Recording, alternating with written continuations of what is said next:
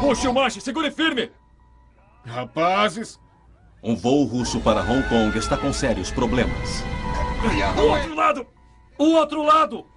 Para a esquerda, agora para a direita! A gravidade se tornou uma força mortífera enquanto a tripulação luta para evitar que o avião caia de 10 mil metros. Saia! Saia! Volte! O motivo de todo esse caos, um garoto de 15 anos está no comando. Para a esquerda! O solo está bem ali!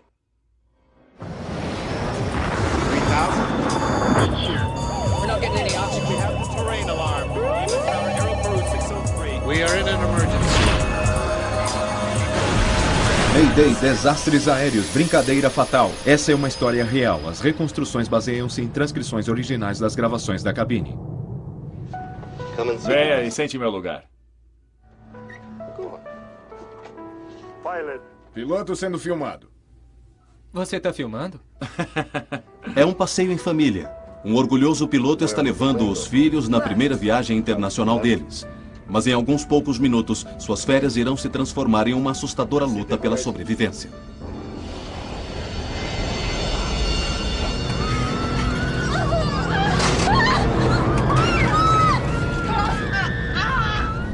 Segure o manche! Segure! Volte! Volte! Os investigadores ficaram chocados. Para a esquerda! Estou virando! Como um garoto de 15 anos acabou no assento do comandante pilotando uma aeronave nova. Para o outro lado! Volte!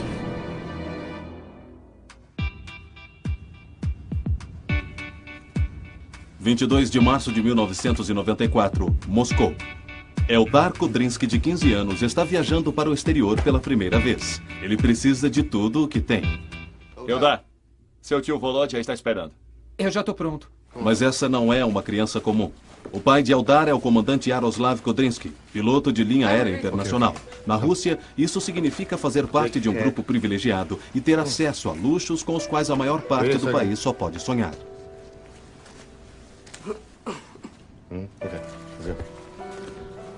Ah, o comandante está aqui. Agora podemos decolar. E aí, tio Volod? Oi. A Aeroflot permite que as famílias dos pilotos viajem uma vez por ano com desconto. Por isso, o comandante Kudrinsky está levando seus filhos em umas férias de 4 dias em Hong Kong. Mãe, não vai caber. Qualquer um pensaria que vocês vão viajar por um ano. Nós dois adorávamos viajar. E as crianças também. Eles adoravam conhecer novos lugares, aprender coisas novas. Então surgiu uma oportunidade de acompanhar o pai. E eles a agarraram.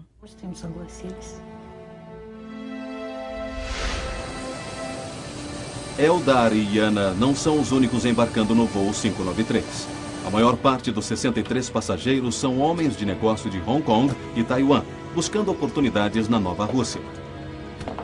Outros, como Adrian DeVille, vieram de Londres, voando pela Aeroflot, pois ela oferece conexão mais barata para a Ásia. Ele é gerente de uma loja de câmeras fotográficas no norte da Inglaterra e tem paixão por aeronaves. Na verdade, ele está indo passar 2 semanas de férias em Hong Kong para fotografar um novo aeroporto que acaba de ser construído. Ele iria até onde conseguisse. Se ele achasse que havia um bom aeroporto em algum lugar do mundo, ele faria de tudo para chegar ao aeroporto apenas para tirar algumas belas fotos. E a viagem a Hong Kong nasceu dali, pois ele queria ver esse aeroporto novinho em folha, um feito da engenharia na época. Mark Newport é britânico e promotor de esportes e mora em Hong Kong. Mark estava no exército, nas Forças Armadas. E ele foi a Hong Kong e simplesmente adorou o lugar. E se casou lá. Ele escolheu a Aeroflot. Eu nunca tinha ouvido falar porque era um voo barato para casa. Em 1994, a Rússia está em um estado de grandes mudanças. 3 anos antes, a antiga União Soviética finalmente cai. Surge uma nova Rússia por trás da dilacerada cortina de ferro. Seu povo quer liberdade do Ocidente, o estilo de vida, as viagens internacionais. Mas a companhia aérea estatal russa, a Aeroflot, também está passando por mudanças.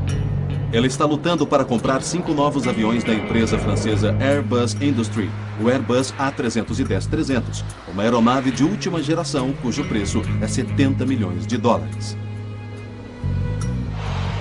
Embora leve menos de 200 passageiros, ela pode voar a uma distância 3 vezes maior do que qualquer uma das maiores aeronaves russas.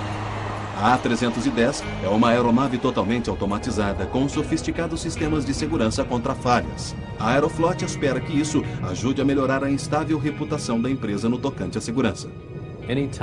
Sempre que existe uma empresa aérea nacional mantida por seu governo, se aquele governo se encontra em dificuldades, sejam elas financeiras ou políticas, isso afeta tudo que estiver associado àquele governo central. A Aeroflot é uma empresa nacional e por isso há sempre a percepção de que eles possam não ter tido os recursos financeiros e os meios para ser uma empresa aérea bem estruturada, com supervisão bastante para garantir um alto nível de segurança naquela ocasião. A Aeroflot criou uma nova e prestigiada divisão ao redor da frota de Airbus, a Russian International Airlines. Os pilotos usam uniformes especiais, pilotam aviões de primeira geração e viajam para os destinos mais importantes do mundo. A RIA representa uma nova e moderna Rússia para o mundo. Depois da queda da União Soviética, a Aeroflot, ainda controlada pelo governo, foi forçada a buscar lucro e desenvolver uma rede que fosse comercialmente justificável. Para a principal linha aérea da Rússia, a Aeroflot selecionou um grupo de elite formado por pilotos de primeira linha. Todos eles possuem milhares de horas de voo, recordes em segurança impecáveis e falam inglês fluentemente. Eles receberam treinamento especial da Airbus Industrie, os fabricantes das aeronaves. A companhia tinha cerca de 3.000 pilotos naquela época. Apenas 16 homens seriam enviados para serem treinados primeiro. Somente os melhores conseguiram. Iana e Eldar finalmente estão a bordo do novo avião do qual tanto ouviram seu pai falar. Vocês dois se comportem ou o tio Volodya irá apertar o botão de ejetar. Kudrinsky possui 900 horas de voo no A310. Agora tenho que ir. Até mais tarde. Era a primeira viagem deles para fora do país. Mas, sem dúvida, eles o haviam acompanhado em outras viagens dentro da Rússia. Eram bastante viajados para a idade.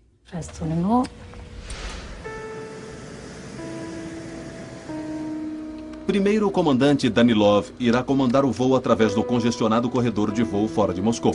Depois, Kudrinsky, o comandante substituto, assumirá. Ao fazer isso, o copiloto Piskarev se torna seu copiloto. Os 3 são pilotos de primeira classe. Nesse novo A310, os instrumentos do painel de voo são totalmente computadorizados. Assim como outras aeronaves de primeira geração, ela está equipada com um piloto automático sofisticado, capaz de pilotar o avião durante longos trechos do voo. Rotas internacionais como essa, para Hong Kong, são o que mantém a Aeroflot. Elas trazem moeda forte e preciosa em uma época em que o mercado interno está lutando para ter lucros. O voo 593 decola às 4h39 da tarde, hora local. Em seguida, ele pegará a rota transiberiana, voando em direção leste para a Mongólia e China. É um voo tranquilo. Com apenas 4 horas de voo das 10 horas de viagem, eles acabam de passar por Novosibirsk, na Sibéria, quase no meio do caminho. Mas Eldar e Iana estão muito agitados para dormir. Depois de tirar a aeronave do congestionado espaço aéreo de Moscou, o primeiro comandante Danilov tira um tempo para descansar. Ele transfere o posto para o comandante substituto Kudrinsky, que passará a ser o piloto em comando durante o próximo trecho da viagem. Você tem o controle. Eu tenho o controle.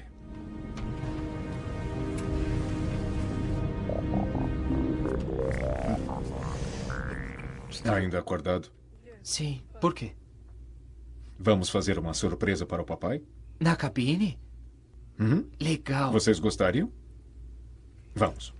A aeronave, tecnicamente a mais moderna da Aeroflot, agora está voando em altitude de cruzeiro, controlada pelo piloto automático a 10.000 metros. É uma noite calma e sem vento. Mas a paz não irá durar. Os pilotos e a tripulação logo estarão lutando para salvar a vida de todos a bordo. Voltaremos a seguir com Desastres Aéreos, no Nat Geo. O novo Airbus da Aeroflot está em um voo direto de Moscou para Hong Kong. O comandante Kudrynsky está levando seus filhos na primeira viagem deles para fora do país. Eles estão prestes a lhe fazer uma visita surpresa. Comandante, o senhor tem visitas muito importantes. Tudo bem.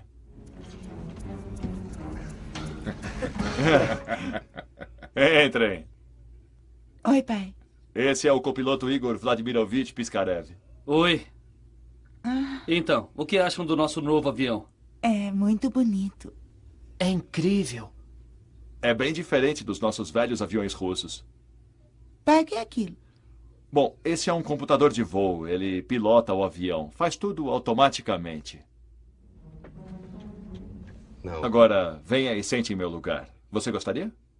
Venha. É um voo tranquilo. Muitos passageiros estão dormindo sem saber o que se passa na cabine.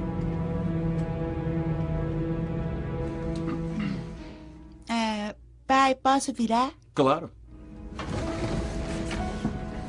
Não. Yana, você gostaria de pilotar o avião? Não. Coloque suas mãos no manche. Vamos. Mas não toque em nenhum botão, tá legal? Principalmente nesse vermelho aqui, o piloto automático. Não toque nele, tá bom? Kudrynsky gira o botão de seleção de rota.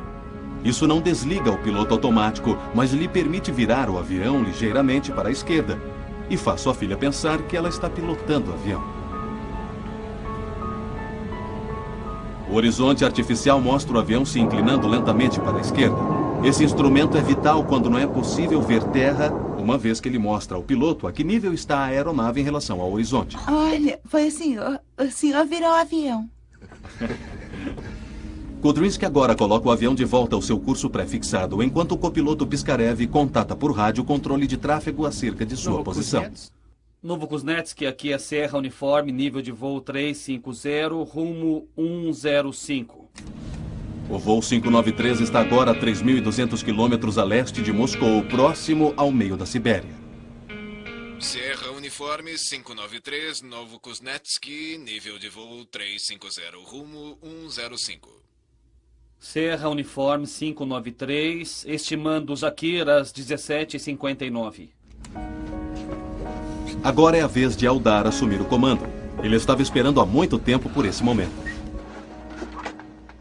Piloto sendo filmado. Você está filmando? Sim, estou. Posso virar isso? Sim, mas se virar para a esquerda, para onde é que o avião vai? Esquerda. Isso, cuidado à esquerda. Olhe para a terra quando estivermos virando. Eldar sente muita pressão sobre o manche. Ele parecia se mover com facilidade quando sua irmã estava ali. Então ele tenta com mais força, mas não consegue virar o avião, pois o piloto automático o está mantendo em seu curso.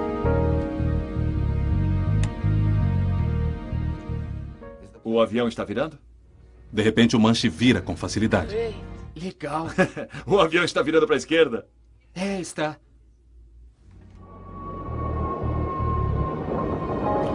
Ajuste o horizonte para normal para ele. Mais uma vez, seu pai ajusta o botão de seleção de rota de volta para a posição original, completando a volta e a ilusão de Eldar de estar pilotando o avião. O comandante Kudrynsky seleciona então o modo de navegação. Isso diz ao piloto automático para que coloque o avião de volta em seu curso para Hong Kong. Pai. Mas Eldar continua segurando o manche para a esquerda. Ele fica duro outra vez. Posso voltar para o meu lugar? Para quê? Você só vai dormir? E não corra pela primeira classe, ou eles vão nos demitir. Eldar agora vira o manche ligeiramente para a direita, divertindo-se com os controles. Eu vou fazer compras em Temple Street. É um shopping famoso, só que abre à noite.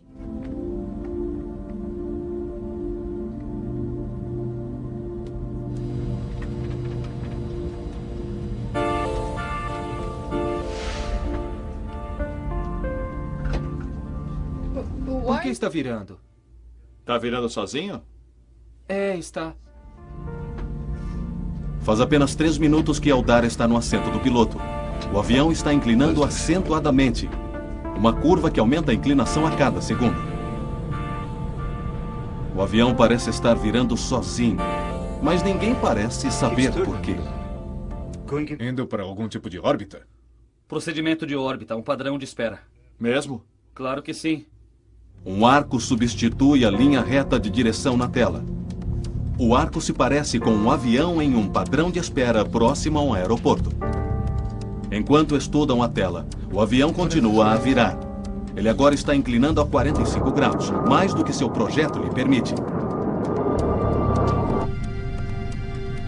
De repente, as barras indicadoras de atitude de voo desaparecem da tela do horizonte artificial. A tripulação não tem mais qualquer informação acerca de curso ou direção.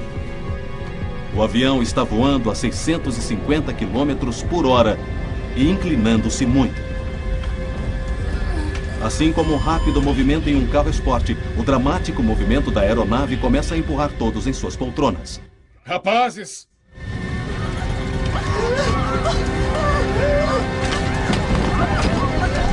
O piloto automático do A310 trabalha para manter o avião no ar. De repente, o nariz sobe. A atuação da força da gravidade cada vez maior faz com que seja difícil para Piskarev alcançar os controles. Ele faz o que pode, mas nada acontece.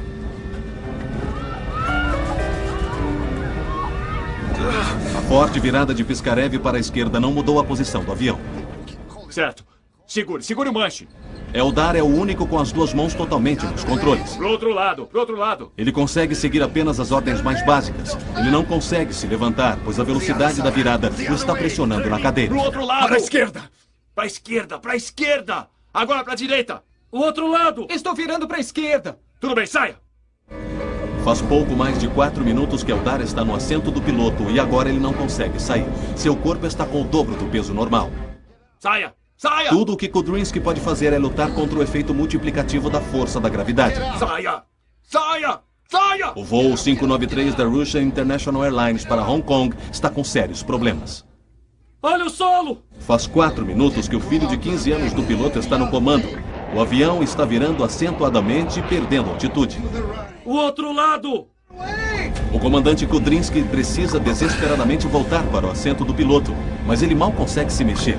O avião está virando de forma tão acentuada e tão rapidamente que a atuação da força da gravidade sobre seu corpo o faz sentir com o dobro de seu peso normal.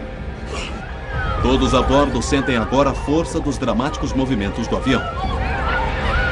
O avião do comandante Danilov está em uma situação crítica, mas ele não consegue chegar à cabine do piloto. Ele também está preso ao assento pelas intensas forças criadas pela excessiva inclinação da aeronave. O avião continua não respondendo. Para deixar a situação ainda mais confusa, um alarme começa a soar. Ele sinaliza o total desligamento do piloto automático. O avião está agora completamente nas mãos de Piskarev e de Eldar. E para piorar ainda mais a situação, há outro alarme. Pro outro lado! O avião está prestes a entrar em stall. À esquerda! Um sistema automático de segurança entra em ação para manter o avião no ar. Ele abaixa o nariz e coloca o Airbus em um mergulho violento para conseguir ganhar velocidade novamente. Olha o solo! O avião mergulha a assustadores 200 metros por segundo. Eles estavam voando a 10 mil metros, mas agora estão caindo depressa. A não ser que façam alguma coisa rapidamente, eles atingirão o solo em menos de 1 minuto. Piskarev puxa o manche com toda a força possível para tirar o Airbus do mergulho. O nariz finalmente sobe e o avião começa a subir rapidamente.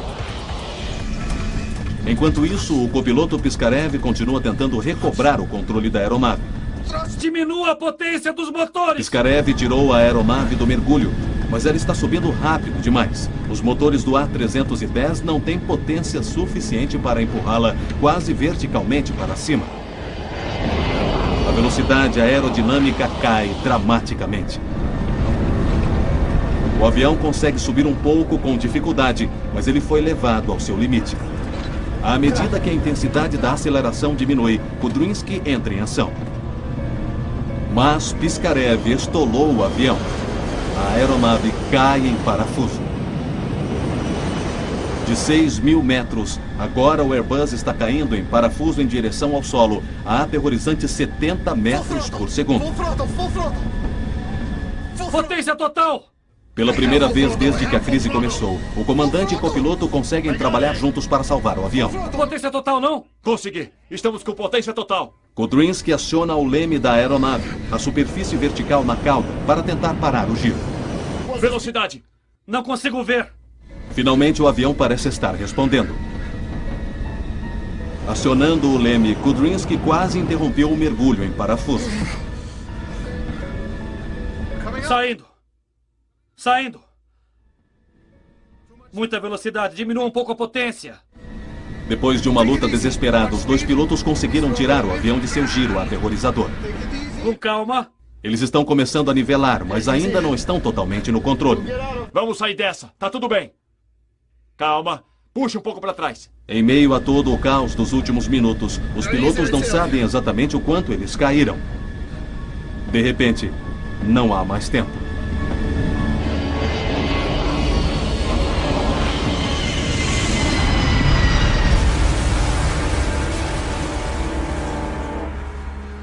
Voo 593, por favor, responda. Sierra Uniforme, por favor, responda.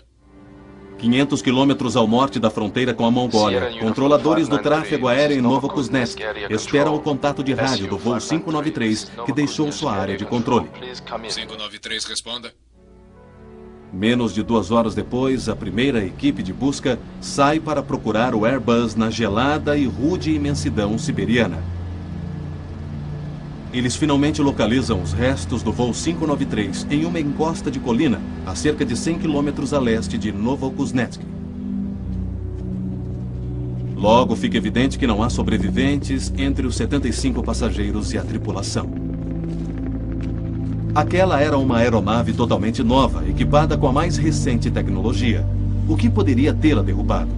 Porque não houve aviso, nem mesmo um sinal de anormalidade. A imprensa russa logo faz especulações. Poderia ter sido uma bomba terrorista?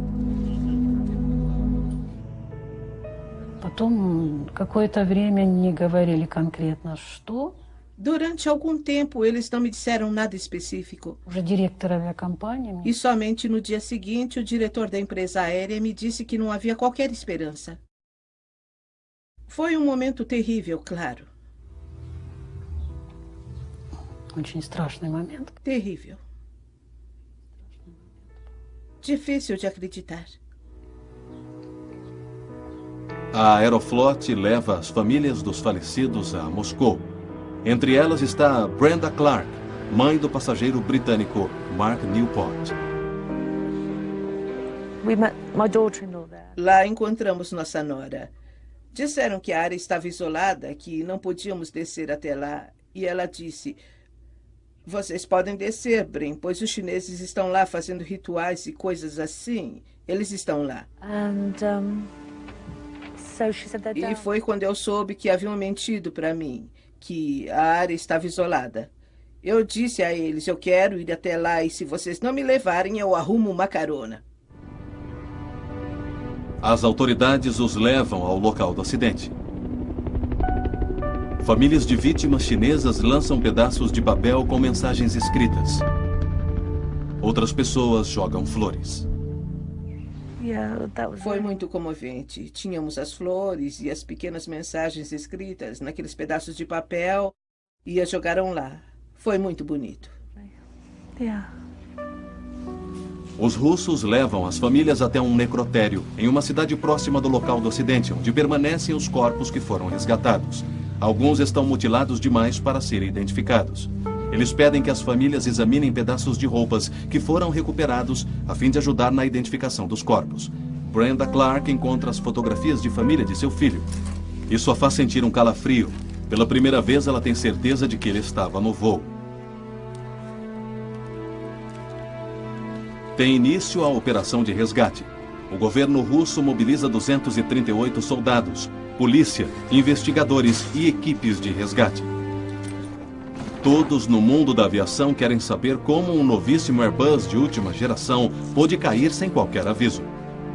Será que os A310 possuem problemas que ninguém conhece? Eles precisam descobrir rapidamente. O investigador-chefe de acidentes, Ivan Mativinsky, é o encarregado dessa tarefa. O local do acidente oferece poucas pistas, mas as que ele tem são intrigantes. Garrafas de champanhes que não se quebraram, uma comissária de bordo com uma máscara de oxigênio e, finalmente, o corpo de pelo menos uma criança jogado na cabine do piloto. O gravador digital de dados de voo da aeronave indica que os motores estavam funcionando quando o avião atingiu o solo. Ele descarta falha no motor. Mashkivinsky precisa da perícia de um homem que conheça bem o A310. Alguém que também seja capaz de recriar o voo fatídico e descobrir o que exatamente deu errado. Vladimir Biryukov é um experiente piloto de teste e investigador de acidentes no Instituto Gromov, em Moscou. Ele é especialista em Airbus A310. Biryukov esteve diretamente envolvido nos testes e certificação da aeronave antes que os russos a comprassem. Devido ao destino desse avião, do destino dessa companhia, minha primeira reação foi de choque. Como algo assim pode ter acontecido? Tudo o que eu sabia era que o avião havia caído em algum lugar na Sibéria. Lembro de ter passado uma noite em claro, confuso, tentando imaginar o que poderia ter acontecido e o que poderia ter provocado o acidente. Voltaremos a seguir com Desastres no Nat Geo. Entre.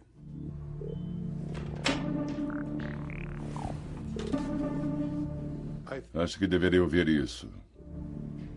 Toda a investigação tem início com uma análise completa do gravador de voz da cabine do avião. Dessa vez ele revela algo perturbador. Não. Agora venha e sente em meu lugar. Você gostaria? Vem. Pai, posso virar? Claro. Kudrinsky estava no assento do piloto, não? De acordo com a planilha.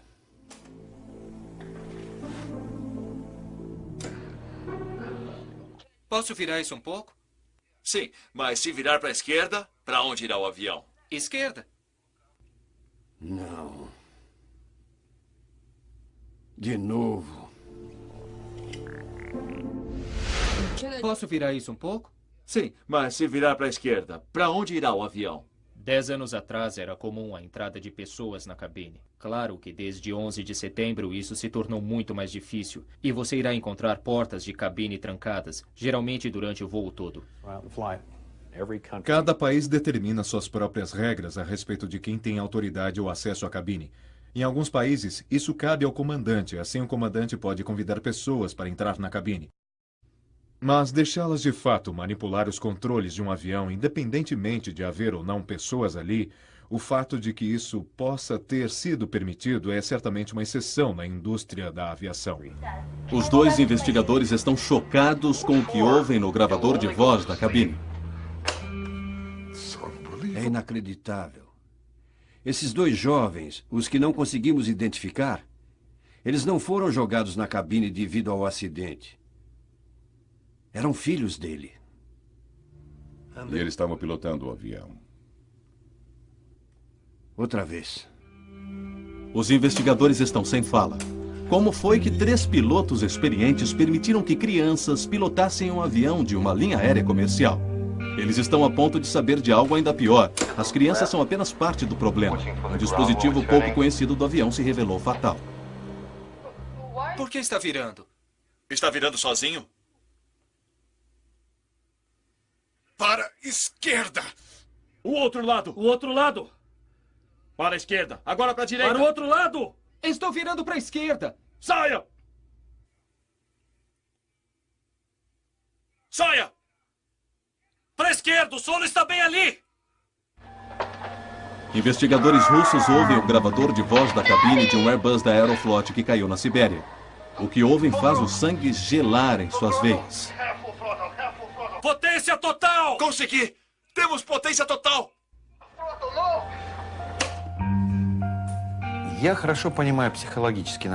É preciso entender os meandros da mente do pai. Ele está muito orgulhoso do que está fazendo. Ele convida os filhos à cabine. Rigorosamente falando, é uma transgressão, claro. Mas eu sei que transgressões desse tipo de fato acontecem na vida real. Não o estou condenando ou defendendo.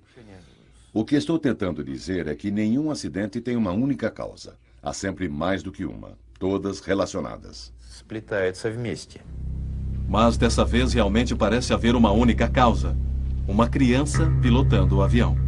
E isso abala os mais altos escalões da Aeroflot. Não, eu acho que isso beneficiaria... Os investigadores sentem a pressão. A imprensa soube que Eldar estava no comando. A Aeroflot, tentando melhorar a imagem que tinha na era soviética, quer minimizar o dano. Boris Ryback é consultor aeroespacial em Moscou. Dirigentes e executivos da Aeroflot tentaram, na verdade, ocultar resultados e tentaram reduzir a importância desse acidente, pois foi uma situação muito constrangedora. Os dirigentes da Aeroflot não são os únicos a acompanhar a investigação.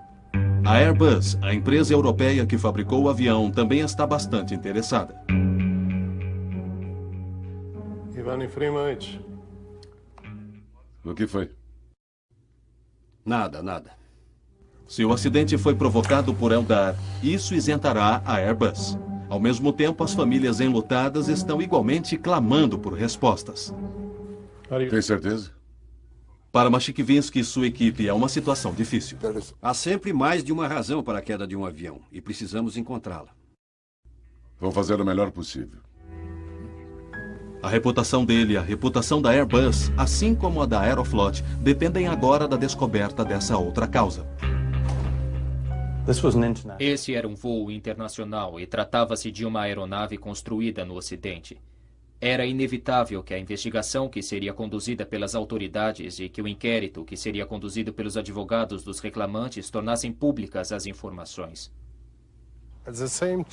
Ao mesmo tempo, a fabricante da aeronave, a Airbus Industrie, estava muito interessada em obter uma explicação de fato plausível acerca do que ocorrera, uma vez que a reputação de sua aeronave estava em jogo. O que não aprovei foi a maneira como fomos tratados pela Aeroflot após o acidente. Eles não nos diziam nada do que estava acontecendo. Eles negavam tudo. Eu queria saber por que meu filho morrera. Queria saber por que esses homens permitiram uma coisa daquelas, mas tudo o que conseguíamos da Aeroflot era nada. Nada e nada. Todas as vezes que tentávamos saber alguma coisa, eles simplesmente não queriam saber. Não são apenas as famílias que estão desesperadas por respostas. Vladimir Biryukov continua tentando saber tudo o que pode a respeito da causa da queda do Airbus. Através da análise do gravador de dados do voo, ele pode acompanhar e repetir todos os comandos dados à aeronave durante o voo.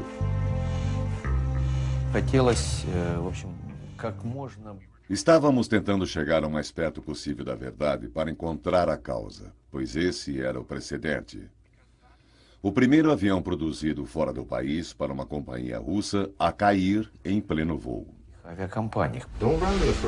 A investigação confirma que o piloto automático estava ligado quando os problemas com o avião começaram. Mesmo com as crianças na cabine, o avião deveria ter mantido seu curso. O que houve de tão errado? E então, alguma coisa nova? Podemos descartar a filha de Kudrinsky. Ela sentou-se na poltrona do piloto, mas não pilotou o avião. Às 17h47 e 6 segundos, o comandante Kudrinsky lhe pede que não toque na chave do piloto automático. O pai de Yana programou o piloto automático para que virasse, enquanto Yana simplesmente colocava as mãos suavemente sobre os comandos. Foi o senhor. Foi o senhor que virou. Mas quando Eldar assumiu o comando, Biryukov descobre que alguma coisa dramaticamente diferente aconteceu. Ninguém poderia ter imaginado, nem mesmo os 3 pilotos na cabine. Biryukov pode ter descoberto a peça que faltava. O gravador de dados do voo do avião mostra que 2 minutos e meio antes do acidente, enquanto Eldar estava no comando, o piloto automático é parcialmente desconectado. Esse é o início de todos os problemas do avião. Mas como foi que aquilo aconteceu? piloto automático é um sofisticado computador que controla a velocidade, altitude e direção de uma aeronave. A altitude e a direção são controladas por 3 funções-chave. O leme, que controla os movimentos laterais. O plano estabilizador, que controla o movimento vertical. E os ailerões, para virar. No voo 593, o piloto automático havia se desconectado dos ailerões. Os pilotos automáticos que eram utilizados antigamente tinham um comando único de ligar e desligar. Hoje, nos sofisticados sistemas de gerenciamento de voo, é possível literalmente selecionar partes do piloto automático e desengatá-las, mas não necessariamente desligar totalmente o piloto automático, a menos que você queira. A questão que realmente preocupa o investigador Biryukov é o que levou o piloto automático a ser parcialmente desconectado. Não há menção disso nos registros de voz da cabine. Se esse é um defeito do avião, ele poderia se tornar fatal em voos futuros. A única maneira de saber ao certo é reconstituindo o acidente em um simulador de voo na sede da Airbus Industrie em Toulouse, na França. A experiência de Biryukov como piloto de provas e seu conhecimento minucioso do A310 são cruciais para a investigação. Usando as informações do gravador de dados do voo, Biryukov reconstrói os acontecimentos, começando pelo momento em que o comandante Kudrinsky permite que seu filho esteja no comando. Um copiloto ajudará a refazer as ações de Piskarev. Cuidado à esquerda. Olhe para a terra quando estivermos virando. Ao contrário de sua irmã, Eldar vira o manche antes que seu pai programe o piloto automático para fazê-lo. Os comandos estão duros porque ele está competindo com o piloto automático. No simulador, Biryukov reproduz todos os movimentos de Eldar.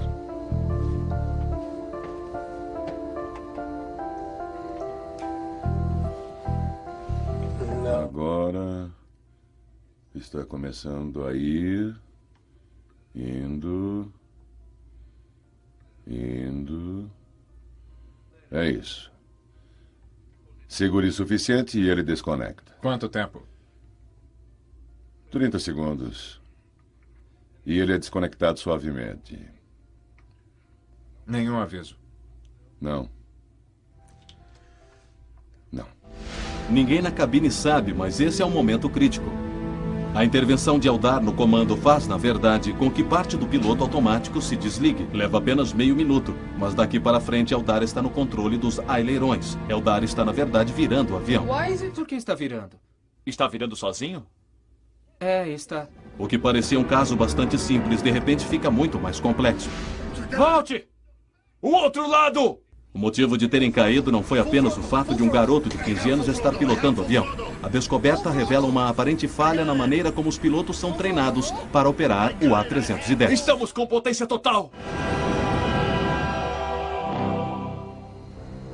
O investigador de acidente Vladimir Biryukov finalmente descobriu a terrível sequência de acidentes que derrubou o voo 593 da Aeroflot. O filho de 15 anos do comandante Kudrinsky havia virado o manche do avião, contrariando os ajustes programados de voo. Sem aviso, isso desconectou o piloto automático dos ailerões que fazem o avião virar. É isso. Segure o suficiente e ele desconecta. Quanto tempo? O avião começa então uma virada descontrolada para a direita que se torna cada vez mais acentuada. Mas por que ninguém percebeu que o piloto automático havia se desligado? Outra peculiaridade do avião é que ele não possui alarmes avisando a respeito do desengate do piloto automático na lista de aviso e alarmes, enquanto nossos aviões russos possuem um alarme sonoro para essas situações. Assim, creio que o comandante permitiu que o garoto fizesse aquilo, ainda que tenha sido algo irregular, acreditando que mesmo que o piloto se desconectasse, a tripulação seria alertada para o fato. O Airbus A310 tem apenas uma pequena indicação, alertando a tripulação de que o piloto automático foi desengatado. Não há alarme. E a tripulação russa, obviamente, não tinha conhecimento disso. Mas há ainda uma outra razão para que ninguém percebesse o que estava acontecendo. Ao que parece, o piloto automático continuava trabalhando normalmente, uma vez que estava controlando as demais funções do avião. Embora o avião agora estivesse se inclinando, a situação ainda não era crítica. Nesse ponto, se a tripulação tomasse as medidas corretas, poderia ter estabilizado o avião. Eldar é o primeiro a perceber que o horizonte artificial está indicando inclinação. Por que está virando? Está virando sozinho? Está. Os 3 pilotos não conseguem compreender isso. Afinal, Kudrinski retornara o voo para o rumo do piloto automático. Makarov apresenta uma explicação. Indo para algum tipo de órbita? Procedimento de órbita, um padrão de espera. Mesmo? Claro que sim. Subindo a 1 grau por segundo. 27 graus. Agora devemos estar entrando na zona. O que foi isso? Um estranho arco aparece agora no painel de navegação, semelhante ao curso que o avião tomaria sobrevoando um aeroporto, esperando para aterrissar. Surgiu um arco bastante semelhante ao arco que aparece na tela quando o avião entra em um padrão de espera. Há zonas de espera ao redor de aeroportos. Quando há acúmulo de aviões, eles entram nessa zona e circulam enquanto esperam. Entretanto, não poderia haver tal zona naquele ponto do trajeto. E ainda assim ouvimos na gravação: "Ei, estamos entrando em uma zona." Essa falsa zona de espera distrai a tripulação durante 9 segundos. Naquele período, o avião atingiu um limite crítico. O Airbus está agora inclinando a 45 graus, muito além do que seu projeto lhe permite. Ele não é capaz de virar tão acentuadamente e manter a altura. Ele está agora perdendo a altitude. Rapazes! Mas o piloto automático do Airbus deixou de controlar os aileirões. Suas outras funções tentam compensar isso, puxando o nariz do avião para cima e aumentando a potência para manter a altitude. Os passageiros são empurrados para trás em suas poltronas. O avião está a ponto de estolar. Ele começa a vibrar como uma folha. Segure! Segure! Parte do painel de controle de voo fica escuro, um sinal de alerta de que o avião foi além de seus limites. Daqui para frente, o Airbus está fora de controle. Voltaremos a seguir com Recriando o voo fatídico, Biryukov descobriu como um lapso de julgamento e concentração resultaram em uma situação catastrófica. Mas poderia a tripulação ter salvado o avião e seus passageiros? Os pilotos do voo 593 tentaram retirar o avião de seu mergulho fatal, puxando-o para cima. Mas eles forçaram demais. O avião sobe rapidamente e estola. Perdendo a altitude. Agora começamos a girar. Então, o que fazemos?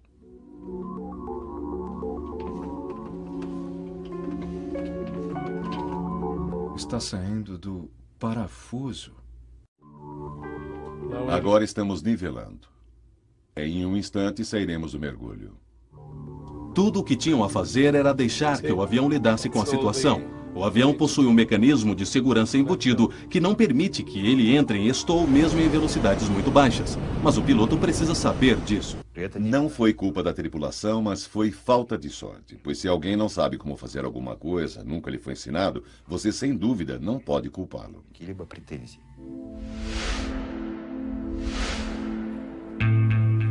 A perseverança da equipe para a realização de uma investigação aberta e honesta realmente mostrou haver mais de uma causa por trás do acidente.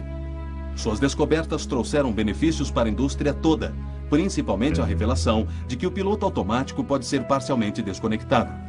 E esse continua sendo um dispositivo do A310, uma vez que permite aos pilotos controlar determinados elementos de um voo enquanto deixam o restante para o computador. Mas hoje as tripulações têm conhecimento disso. A má sorte do comandante Kudrinski é que esse mecanismo foi acionado de forma inesperada e difícil de ser detectada. A queda do avião russo acontece em um momento conturbado para a indústria de aviação. Em 1994, no mesmo ano da queda do voo 593, uma série de acidentes nos Estados Unidos levantou questões a respeito de como pilotos comerciais lidam com upsets, situações nas quais uma aeronave se encontra em condições extremas de voo. Quando pensamos em upset em um avião grande, pensamos sobre uma atitude além da que deveria ser a de seu regime de voo normal. Ou seja, maior do que 20 graus de nariz para cima, maior do que 10 graus de nariz para baixo e ângulos de inclinação maiores do que 25 graus. Em menos de um ano, a indústria começou a oferecer a pilotos treinamento de atualização para situações de emergência, ensinando-lhes habilidades para dominar situações extremas como aquela do voo 593. A tragédia de uma viagem a Hong Kong pode ter contribuído de alguma forma para a segurança de outros passageiros e de outras tripulações. Mas para os pais e amigos daqueles a bordo, o que aconteceu aquela noite não sai da cabeça. O corpo de Adrian Deville foi um dos 22 que nunca foram identificados. Os restos mortais dos passageiros foram cremados juntos pelas autoridades russas. Para mim, ele estava dormindo e é assim que eu lido com isso. Ele não se deu muita conta do que aconteceu. A tripulação do Airbus está sepultada no cemitério de Mitinskov, em Moscou, em um túmulo de herói, próximo ao dos bombeiros que morreram na usina nuclear de Chernobyl. Yana e Eldar estão ao lado do pai.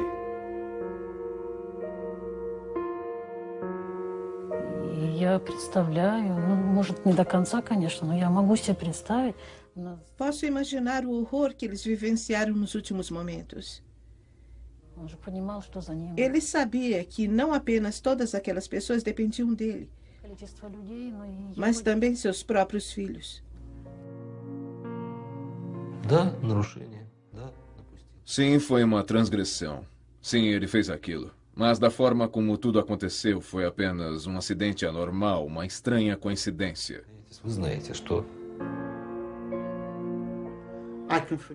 Eu consegui perdoar o piloto. Pude perdoar as crianças, pois elas eram inocentes. Esse homem tinha 39 anos, e durante aqueles 39 anos ele teve uma carreira exemplar na aviação. Ele tinha uma família, ele se orgulhava dela, e foram os últimos 5 minutos daqueles 39 anos que deram errado. Acho que não devem permitir crianças na cabine, mas agora não faz diferença alguma. Não trará Mark de volta, mas talvez impeça que outros acidentes como esse aconteçam no futuro.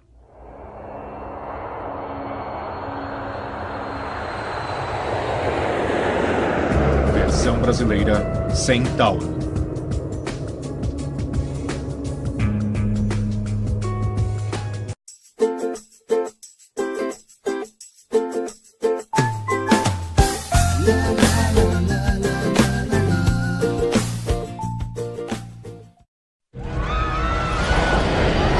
Puxe o manche, segure firme! Rapazes! Um voo russo para Hong Kong está com sérios problemas. O outro lado! O outro lado! Para a esquerda, agora para a direita! A gravidade se tornou uma força mortífera enquanto a tripulação luta para evitar que o avião caia de 10 mil metros. Saia! Saia! Volte! O motivo de todo esse caos, um garoto de 15 anos está no comando. Para a esquerda! O solo está bem ali!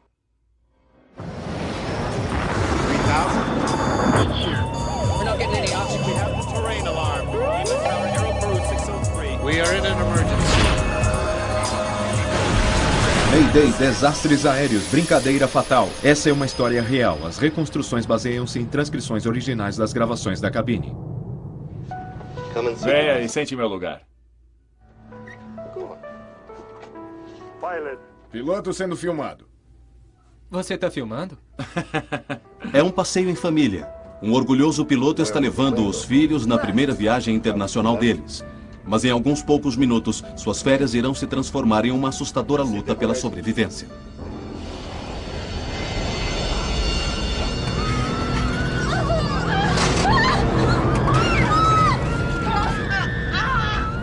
Segure o manche! Segure! Volte! Volte! Os investigadores ficaram chocados. Para a esquerda! Estou virando! Como um garoto de 15 anos acabou no assento do comandante pilotando uma aeronave nova. Para o outro lado! Volte! –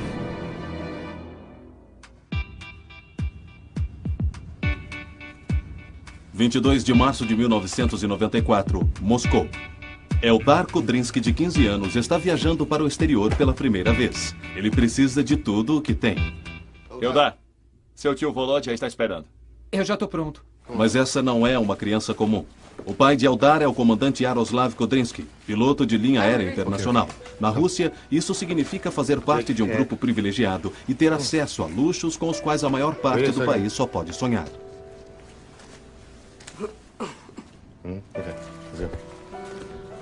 Ah, o comandante está aqui. Agora podemos decolar. E aí, tio Volod? Oi.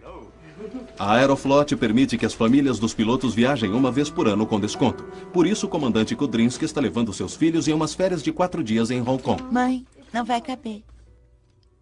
Qualquer um pensaria que vocês vão viajar por um ano. Nós dois adorávamos viajar. E as crianças também. Eles adoravam conhecer novos lugares, aprender coisas novas. Então surgiu uma oportunidade de acompanhar o pai, e eles a agarraram.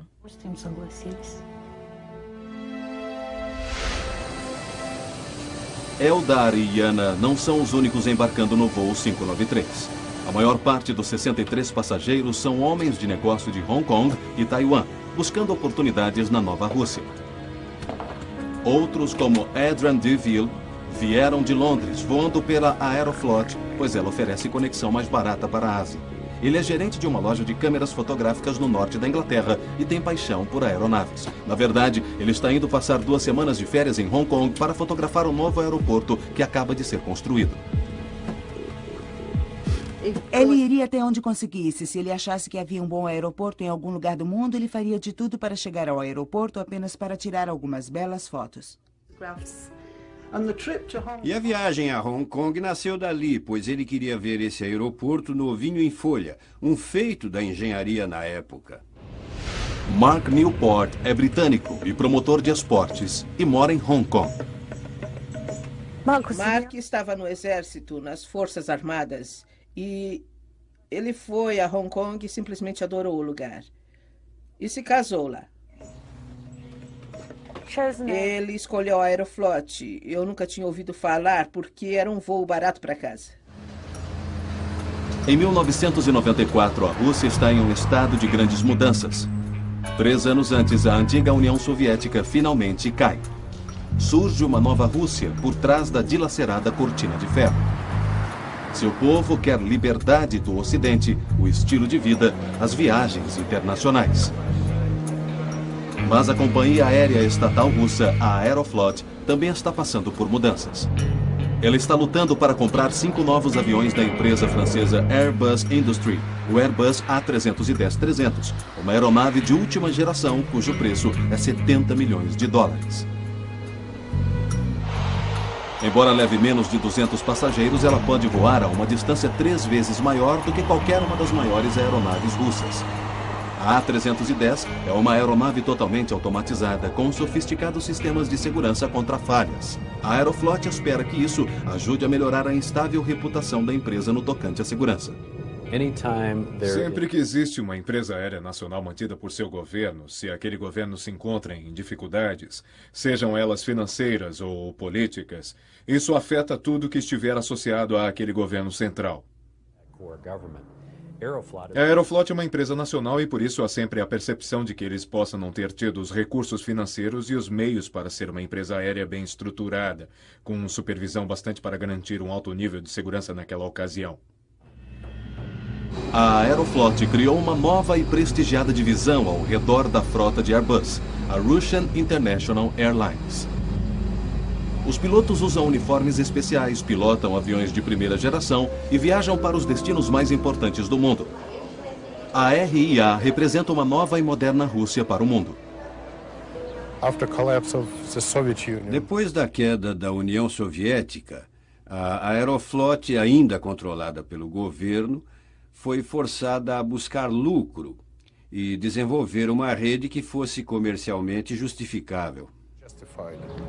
Para a principal linha aérea da Rússia, a Aeroflot selecionou um grupo de elite formado por pilotos de primeira linha. Todos eles possuem milhares de horas de voo, recordes em segurança impecáveis e falam inglês fluentemente. Eles receberam treinamento especial da Airbus Industrie, os fabricantes das aeronaves. A companhia tinha cerca de 3.000 pilotos naquela época. Apenas 16 homens seriam enviados para serem treinados primeiro. Somente os melhores conseguiram. Iana e Eldar finalmente estão a bordo do novo avião do qual tanto ouviram seu pai falar. Vocês dois se comportem ou o tio Volodya irá apertar o botão de ejetar. Kudrinski possui 900 horas de voo no A310. Agora tenho que ir. Até mais tarde. Era a primeira viagem deles para fora do país. Mas, sem dúvida, eles o haviam acompanhado em outras viagens dentro da Rússia. Eram bastante viajados para a idade.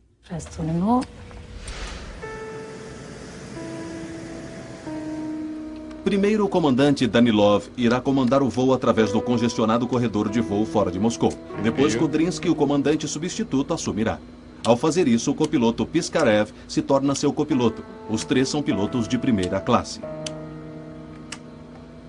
Nesse novo A310, os instrumentos do painel de voo são totalmente computadorizados.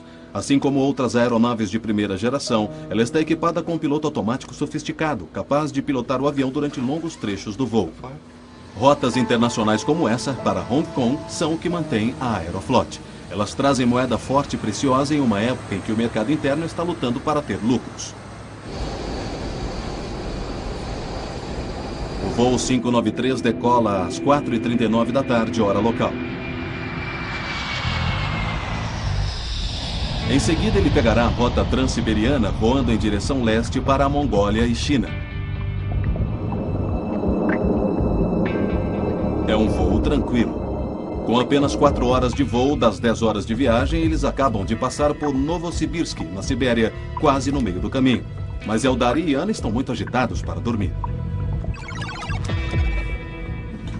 Depois de tirar a aeronave do congestionado espaço aéreo de Moscou, o primeiro comandante Danilov tira um tempo para descansar. Ele transfere o posto para o comandante substituto Kudrinski, que passará a ser o piloto em comando durante o próximo trecho da viagem. Você tem o controle. Eu tenho o controle.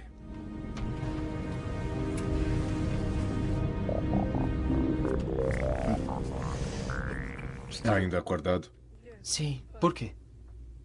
Vamos fazer uma surpresa para o papai? Na cabine? Uhum. Legal. Vocês gostariam? Vamos. A aeronave, tecnicamente a mais moderna da Aeroflot, agora está voando em altitude de cruzeiro, controlada pelo piloto automático a 10.000 metros. É uma noite calma e sem vento. Mas a paz não irá durar. Os pilotos e a tripulação logo estarão lutando para salvar a vida de todos a bordo. Voltaremos a seguir com Desastres Aéreos, no Nat Geo. O novo Airbus da Aeroflot está em um voo direto de Moscou para Hong Kong. O comandante Kudrinski está levando seus filhos na primeira viagem deles para fora do país. Eles estão prestes a lhe fazer uma visita surpresa. Comandante, o senhor tem visitas muito importantes. Tudo bem.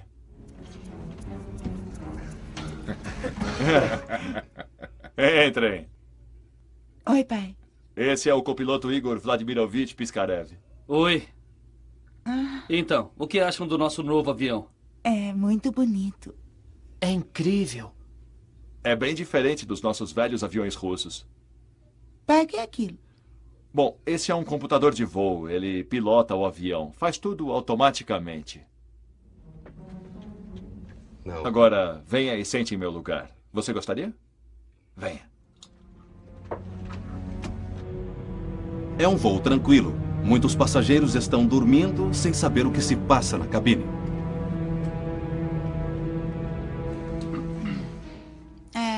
Pai, posso virar? Claro. Não. Iana, você gostaria de pilotar o avião? Não. Coloque suas mãos no manche. Vamos, vamos. Mas não toque em nenhum botão, tá legal? Principalmente nesse vermelho aqui, o piloto automático. Não toque nele, tá bom? Kudrinski gira o botão de seleção de rota. Isso não desliga o piloto automático, mas lhe permite virar o avião ligeiramente para a esquerda e faz sua filha pensar que ela está pilotando o avião. O horizonte artificial mostra o avião se inclinando lentamente para a esquerda. Esse instrumento é vital quando não é possível ver terra, uma vez que ele mostra ao piloto a que nível está a aeronave em relação ao horizonte. Olha, foi o senhor virou o avião. Kudrinski agora coloca o avião de volta ao seu curso pré-fixado, enquanto o copiloto Piskarev contata por rádio o controle de tráfego acerca de sua posição. Novo Kuznetsky, aqui é Serra Uniforme, nível de voo 350, rumo 105. O voo 593 está agora a 3.200 quilômetros a leste de Moscou, próximo ao meio da Sibéria. Serra Uniforme 593, Novo Kuznetsky, nível de voo 350, rumo 105. Serra Uniforme 593, estimando Zakir às 17h59. Agora é a vez de Eldar assumir o comando. Ele estava esperando há muito tempo por esse momento. Piloto sendo filmado. Você está filmando? Sim, estou. Posso virar isso? Sim, mas se virar para a esquerda, para onde é que o avião vai? Esquerda? Isso, cuidado à esquerda. Olhe para a terra quando estivermos virando. Eldar sente muita pressão sobre o manche. Ele parecia se mover com facilidade quando sua irmã estava ali. Então ele tenta com mais força, mas não consegue virar o avião, pois o piloto automático o está mantendo em seu curso.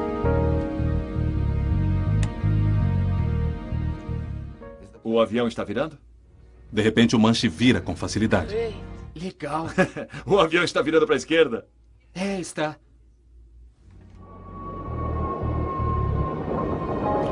Ajuste o horizonte para normal para ele. Mais uma vez, seu pai ajusta o botão de seleção de rota de volta para a posição original, completando a volta e a ilusão de Eldar de estar pilotando o avião. O comandante Kudrinski seleciona então o modo de navegação. Isso diz ao piloto automático para que coloque o avião de volta em seu curso para Hong Kong. Pai. Mas Eldar continua segurando o manche para a esquerda. Ele fica duro outra vez. Posso voltar para o meu lugar? Pra quê? Você só vai dormir? E não corra pela primeira classe, ou eles vão nos demitir. Eldar agora vira o manche ligeiramente para a direita, divertindo-se com os controles. Eu vou fazer compras em Temple Street. É um shopping famoso, só que abre à noite.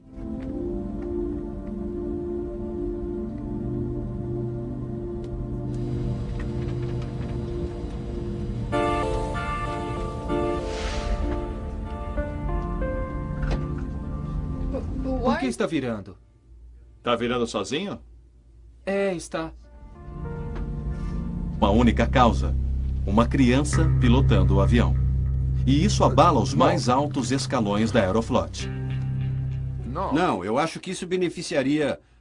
Os investigadores sentem a pressão. A imprensa soube que Eldar estava no comando. A Aeroflot, tentando melhorar a imagem que tinha na era soviética, quer minimizar o dano. Boris Ryback é consultor aeroespacial em Moscou. Dirigentes e executivos da Aeroflot tentaram, na verdade, ocultar resultados e tentaram reduzir a importância desse acidente, pois foi uma situação muito constrangedora. Os dirigentes da Aeroflot não são os únicos a acompanhar a investigação.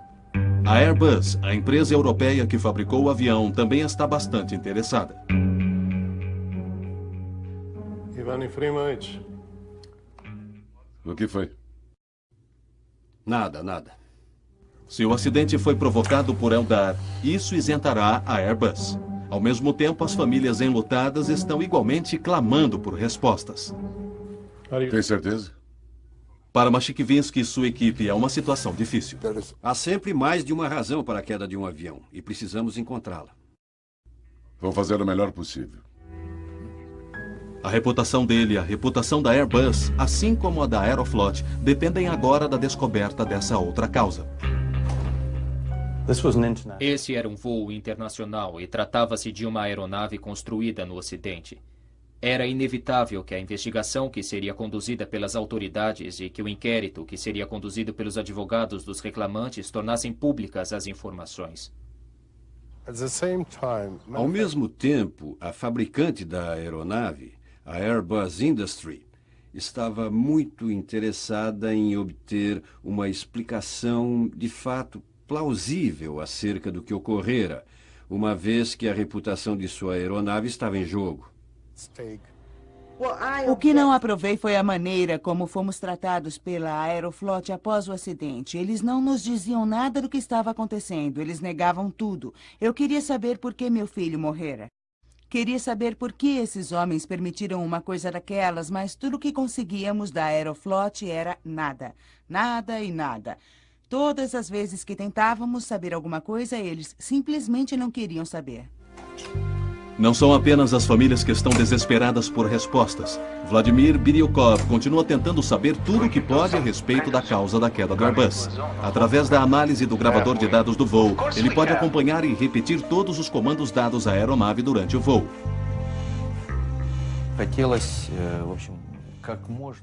Estávamos tentando chegar o mais perto possível da verdade para encontrar a causa, pois esse era o precedente. O primeiro avião produzido fora do país para uma companhia russa a cair em pleno voo. A investigação confirma que o piloto automático estava ligado quando os problemas com o avião começaram. Mesmo com as crianças na cabine, o avião deveria ter mantido seu curso. O que houve de tão errado? E então, alguma coisa nova? Podemos descartar a filha de Kudrinsky. Ela sentou-se na poltrona do piloto, mas não pilotou o avião.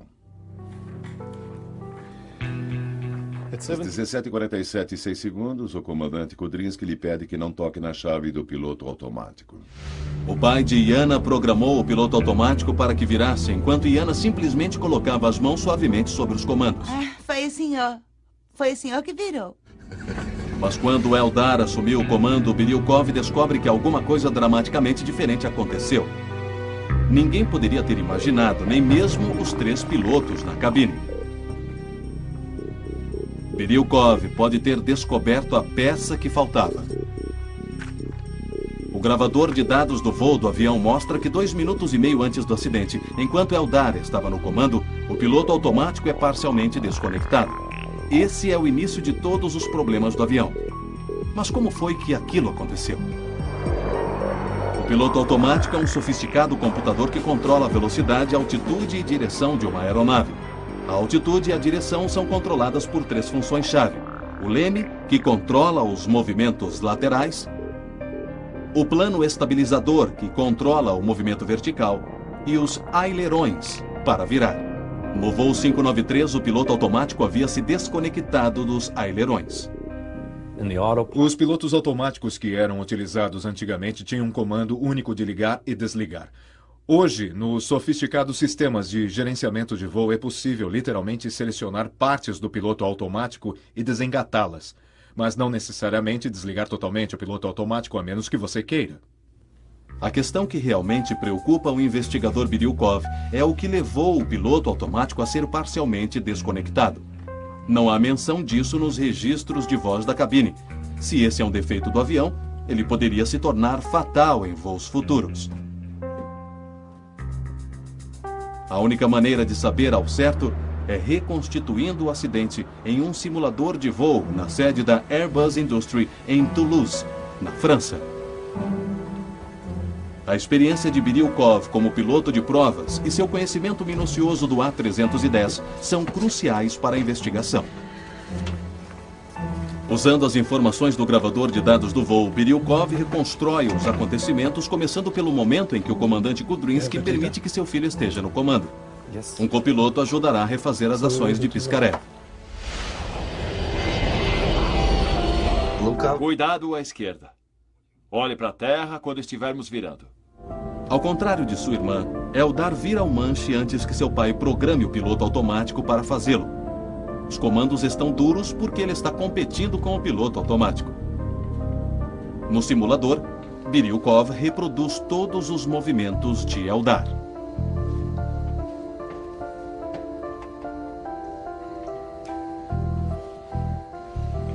Agora está começando a ir, indo. É isso. Segure o suficiente e ele desconecta. Quanto tempo? 30 segundos. E ele é desconectado suavemente. Nenhum aviso. Não. Não. Ninguém na cabine sabe, mas esse é um momento crítico. A intervenção de Eldar no comando faz, na verdade, com que parte do piloto automático se desligue. Leva apenas meio minuto, mas daqui para frente Eldar está no controle dos ailerões. Eldar está, na verdade, virando o avião. Por que está virando? Está virando sozinho? Está. O que parecia um caso bastante simples, de repente fica muito mais complexo. Volte! Faz apenas 3 minutos que Eldar está no assento do piloto. O avião está inclinando acentuadamente. Uma curva que aumenta a inclinação a cada segundo. O avião parece estar virando sozinho, mas ninguém parece saber por quê. Indo para algum tipo de órbita? Procedimento de órbita, um padrão de espera. Mesmo? Claro que sim. Um arco substitui a linha reta de direção na tela. O arco se parece com um avião em um padrão de espera próximo a um aeroporto. Enquanto estudam a tela, o avião continua a virar. Ele agora está inclinando a 45 graus, mais do que seu projeto lhe permite. De repente, as barras indicadoras de atitude de voo desaparecem da tela do horizonte artificial. A tripulação não tem mais qualquer informação acerca de curso ou direção. O avião está voando a 650 km por hora e inclinando-se muito. Assim como um rápido movimento em um carro esporte, o dramático movimento da aeronave começa a empurrar todos em suas poltronas. Rapazes!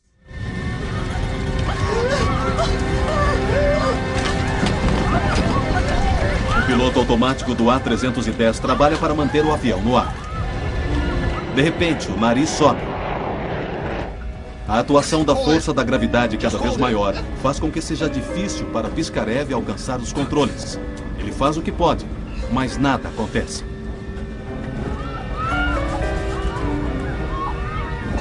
A forte virada de Piskarev para a esquerda não mudou a posição do avião. Certo. Segure o manche. Eldar é o único com as duas mãos totalmente nos controles. Pro outro lado. Ele consegue seguir apenas as ordens mais básicas. Ele não consegue se levantar, pois a velocidade da virada o está pressionando na cadeira. Pro outro lado. Para a esquerda. Agora para a direita. O outro lado! Estou virando para a esquerda! Tudo bem, saia! Faz pouco mais de 4 minutos que Eldar está no assento do piloto e agora ele não consegue sair. Seu corpo está com o dobro do peso normal. Saia! Tudo o que Kudrinski pode fazer é lutar contra o efeito multiplicativo da força da gravidade. Saia! O voo 593 da Russian International Airlines para Hong Kong está com sérios problemas. Olha o solo! Faz 4 minutos que o filho de 15 anos do piloto está no comando. O avião está virando acentuadamente e perdendo altitude. O outro lado! O comandante Kudrinski precisa desesperadamente voltar para o assento do piloto, mas ele mal consegue se mexer. O avião está virando de forma tão acentuada e tão rapidamente que a atuação da força da gravidade sobre seu corpo o faz sentir com o dobro de seu peso normal. Todos a bordo sentem agora a força dos dramáticos movimentos do avião. O avião do comandante Danilov está em uma situação crítica, mas ele não consegue chegar à cabine do piloto. Ele também está preso ao assento pelas intensas forças criadas pela excessiva inclinação da aeronave. O avião continua não respondendo. Para deixar a situação ainda mais confusa, um alarme começa a soar. Ele sinaliza o total desligamento do piloto automático. O avião está agora completamente nas mãos de Piskarev e de Eldar. E para piorar ainda mais a situação, há outro alarme. Pro outro lado. O avião está prestes a entrar em stall. À esquerda. Um sistema automático de segurança entra em ação para manter o avião no ar. Ele abaixa o nariz e coloca o Airbus em um mergulho violento para conseguir ganhar velocidade novamente. Olha o solo! O avião mergulha a assustadores 200 metros por segundo. Eles estavam voando a 10 mil metros, mas agora estão caindo depressa. A não ser que façam alguma coisa rapidamente, eles atingirão o solo em menos de 1 minuto. Piskarev puxa o manche com toda a força possível para tirar o Airbus do mergulho.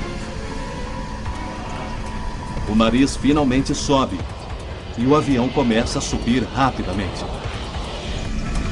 Enquanto isso, o copiloto Piskarev continua tentando recobrar o controle da aeronave. Diminua a potência dos motores! Piskarev tirou a aeronave do mergulho mas ela está subindo rápido demais. Os motores do A310 não têm potência suficiente para empurrá-la quase verticalmente para cima. A velocidade aerodinâmica cai dramaticamente. O avião consegue subir um pouco com dificuldade, mas ele foi levado ao seu limite. À medida que a intensidade da aceleração diminui, Kudryntsev entra em ação. Mas Piskarev estolou o avião. A aeronave cai em parafuso. De 6.000 metros, agora o Airbus está caindo em parafuso em direção ao solo, a aterrorizantes 70 metros por segundo. Potência total! Pela primeira vez desde que a crise começou, o comandante e copiloto conseguem trabalhar juntos para salvar o avião. Potência total, não? Consegui. Estamos com potência total. Kudryntsev aciona o leme da aeronave, a superfície vertical na cauda, para tentar parar o giro. Velocidade. Não consigo ver. Finalmente o avião parece estar respondendo. Acionando o leme, Kudryntsev quase interrompeu o mergulho em parafuso. Saindo. Muita velocidade. Diminua um pouco a potência. Depois de uma luta desesperada, os dois pilotos conseguiram tirar o avião de seu giro aterrorizador. Com calma. Eles estão começando a nivelar, mas ainda não estão totalmente no controle. Vamos sair dessa. Tá tudo bem. Calma. Puxa um pouco para trás. Em meio a todo o caos dos últimos minutos, os pilotos não sabem exatamente o quanto eles caíram. De repente, não há mais tempo.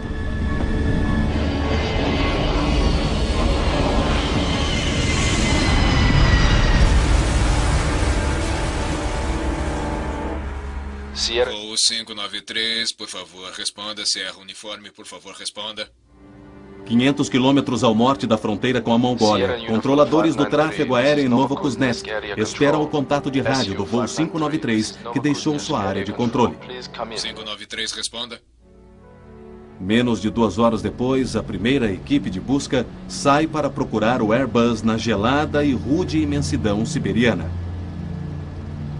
Eles finalmente localizam os restos do voo 593 em uma encosta de colina, a cerca de 100 quilômetros a leste de Novokuznesk. Logo fica evidente que não há sobreviventes entre os 75 passageiros e a tripulação. Aquela era uma aeronave totalmente nova, equipada com a mais recente tecnologia. O que poderia tê-la derrubado? Porque não houve aviso, nem mesmo um sinal de anormalidade. A imprensa russa logo faz especulações. Poderia ter sido uma bomba terrorista?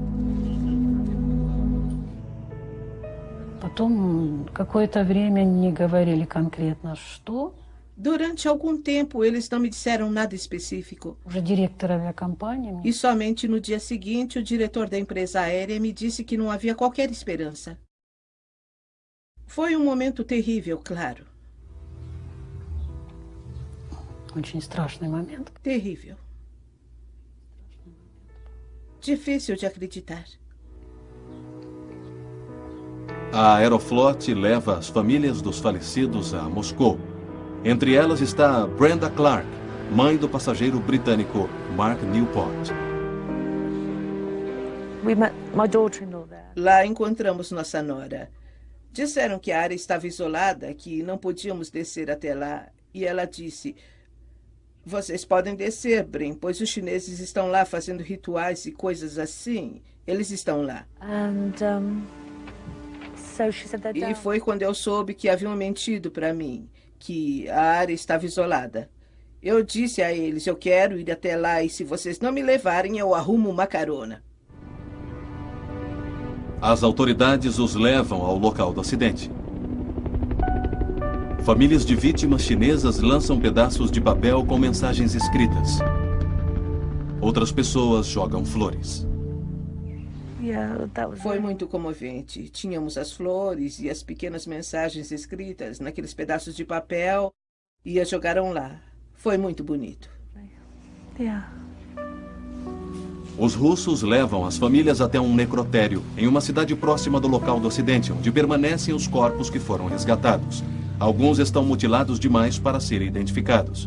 Eles pedem que as famílias examinem pedaços de roupas que foram recuperados a fim de ajudar na identificação dos corpos. Brenda Clark encontra as fotografias de família de seu filho. Isso a faz sentir um calafrio. Pela primeira vez, ela tem certeza de que ele estava no voo. Tem início a operação de resgate.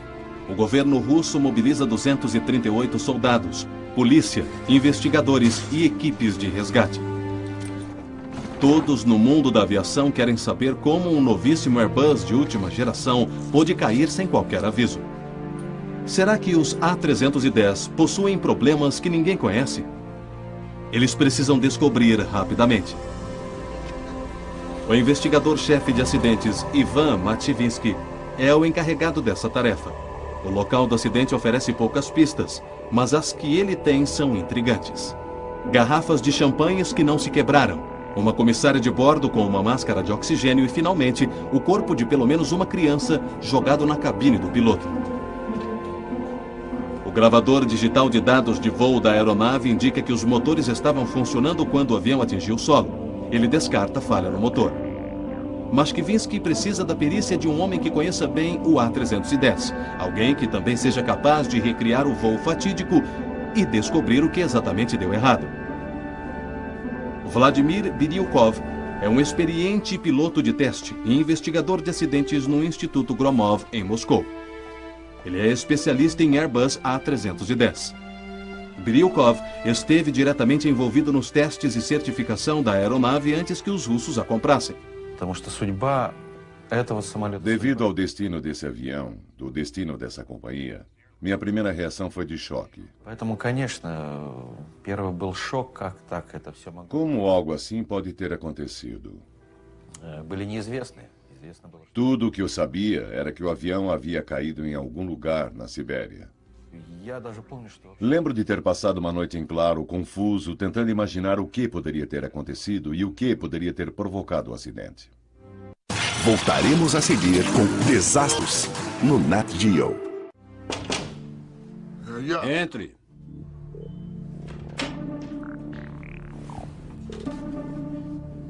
Acho que deveria ouvir isso.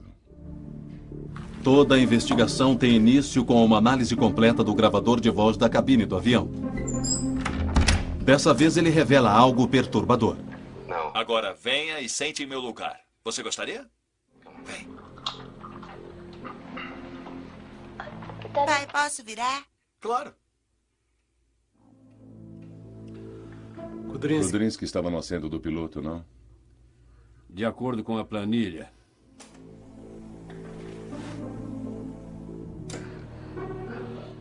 Posso virar isso um pouco? Sim, mas se virar para a esquerda, para onde irá o avião? Esquerda. Não. De novo. Posso virar isso um pouco? Sim, mas se virar para a esquerda, para onde irá o avião? 10 anos atrás era comum a entrada de pessoas na cabine. Claro que desde 11 de setembro isso se tornou muito mais difícil e você irá encontrar portas de cabine trancadas, geralmente durante o voo todo. Cada país determina suas próprias regras a respeito de quem tem autoridade ou acesso à cabine. Em alguns países, isso cabe ao comandante, assim o comandante pode convidar pessoas para entrar na cabine. Mas deixá-las de fato manipular os controles de um avião, independentemente de haver ou não pessoas ali, o fato de que isso possa ter sido permitido é certamente uma exceção na indústria da aviação. Os dois investigadores estão chocados com o que ouvem no gravador de voz da cabine. É inacreditável. Esses dois jovens, os que não conseguimos identificar, eles não foram jogados na cabine devido ao acidente. Eram filhos dele. E eles estavam pilotando o avião. Outra vez. Os investigadores estão sem fala. Como foi que 3 pilotos experientes permitiram que crianças pilotassem um avião de uma linha aérea comercial? Eles estão a ponto de saber de algo ainda pior. As crianças são apenas parte do problema. Um dispositivo pouco conhecido do avião se revelou fatal. Por que está virando? Está virando sozinho? Para a esquerda! O outro lado! O outro lado! Para a esquerda! Agora para a direita! Para o outro lado! Estou virando para a esquerda! Saia! Saia! Para a esquerda! O solo está bem ali! Investigadores russos ouvem o gravador de voz da cabine de um Airbus da Aeroflot que caiu na Sibéria.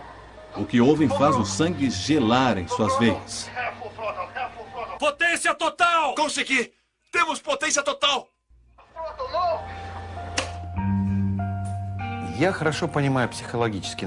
É preciso entender os meandros da mente do pai. Ele está muito orgulhoso do que está fazendo. Ele convida os filhos à cabine. Rigorosamente falando, é uma transgressão, claro. Mas eu sei que transgressões desse tipo de fato acontecem na vida real. Não o estou condenando ou defendendo. O que estou tentando dizer é que nenhum acidente tem uma única causa. Há sempre mais do que uma, todas relacionadas. Mas dessa vez realmente parece haver